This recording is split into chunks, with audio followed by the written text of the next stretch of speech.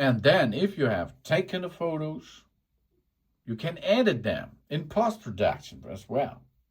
That means we can find the photos in the Photos app, of course. So let's perform now. We are taking a video, for example. So here we take a video. Or of course we can take a photo. So here we take a photo. Okay, let's take a photo. And then it will save to the Photos app.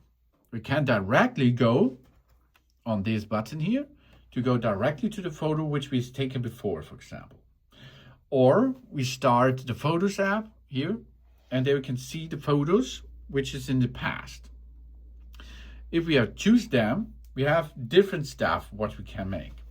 First, of course, this is a live photo, so we can switch here to loop recording, for example, and then out of it, it will be makes a little video, as you can see, with the loop control.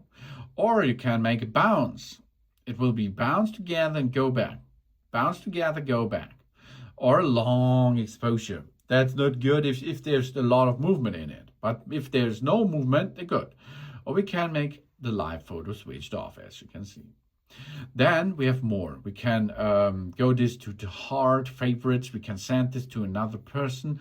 We can see here information on it. We can add a caption. We can see when it is taken, in with watch camera system it is taken, and where it is taken. Okay, these are the settings. And here is a good thing. We can switch to the other camera side. For example, here we are. And there is a good thing. This is that button over here, special theme.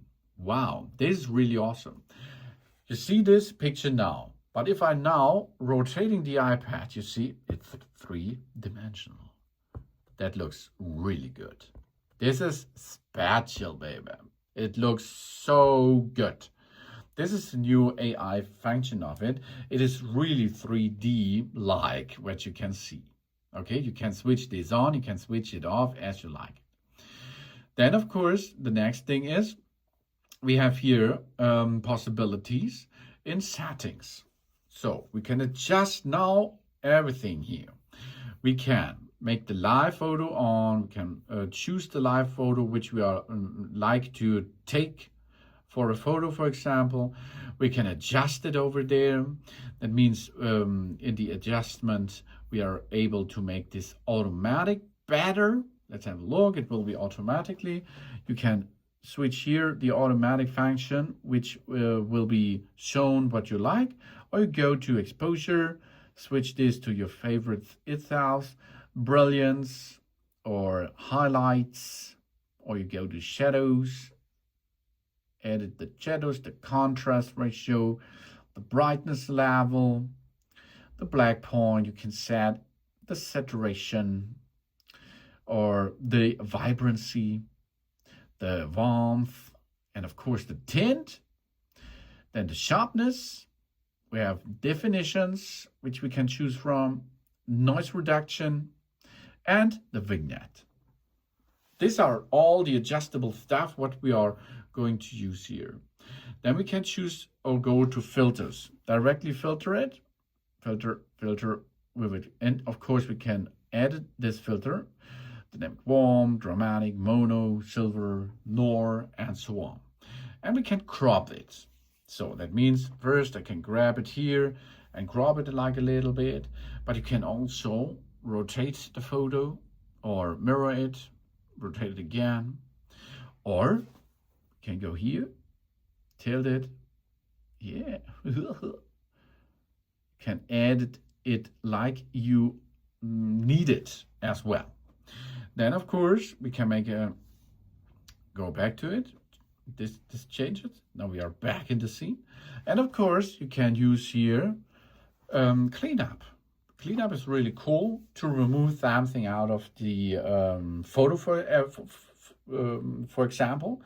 That means first, now the computer or the iPad is now scanning the information on the screen and will suggest us what should be deleted.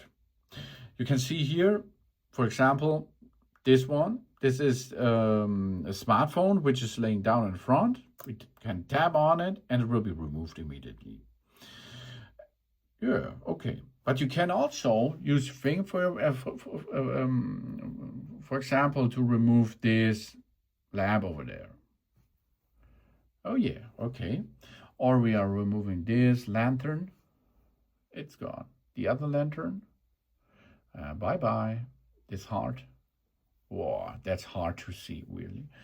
So maybe here in the front, this cable. Let's have a look. The cable. Okay, yeah, that's good. You see, artificial intelligence will help us to remove stuff which is on the scene. Or my hands. Maybe my hands are gone. Okay. So you can, on your iPad, directly make a post-production. And you can make more. You can use a lot of pens, for example. You can directly draw on it with different stuff, as you can see, with different colors as well. All is possible to do this. And we have here different tools for that. Scratch on it, make a rotation. Then we can delete something. Okay, use it, edit it, remove it, use painters, and so on. And a lot of colors are available for this, so you can make a markup with that. And then, of course, we have the possibilities of a portrait shot. Maybe we have a portrait shot.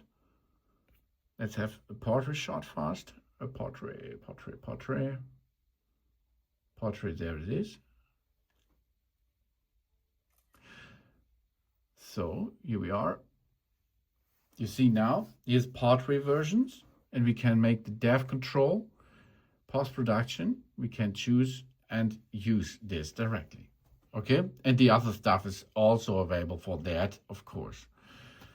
You can see here, different portrait settings are available in the portrait mode as well. Really cool, huh? And then, of course, we have movable pictures. That means movies. If we are in movies, there's a movie, for example, here's a live photo. This is a movie. On this movie, we have the same. We can edit this, cut it a little bit, and of course we can adjust it the automatic way. And of course the other stuff is also available in movie.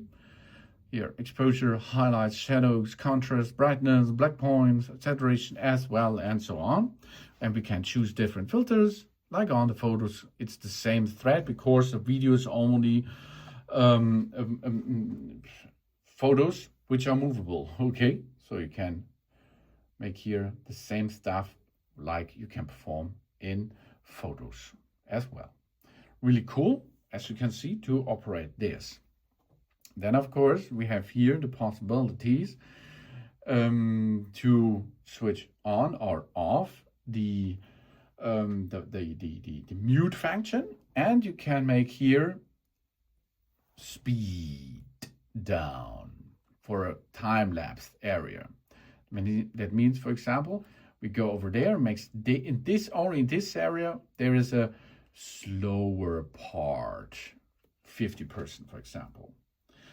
So you can make a lot of stuff in the post-production. And of course, there's more possible. Here it is. If you push on it and hold it, then the AI will automatically get a line around it, okay? As well for these ducks, for example. We can share, we can copy, and we can add it to the sticker. So you can see, we can add an effect after this, for example, outings, comics, it's a puffy, it's shiny, or something else. Good job. So you can make an object out of the picture and use this as a sticker as well, or copy it to another file or something else. This is the post-production, and of course you can make more post-production available, but this is the main post-production stuff which you can perform on your Apple iPad Pro 2025 M5. Thanks for watching. Please subscribe me and give a positive feedback, and I hope see you again on my channel. Dun dun!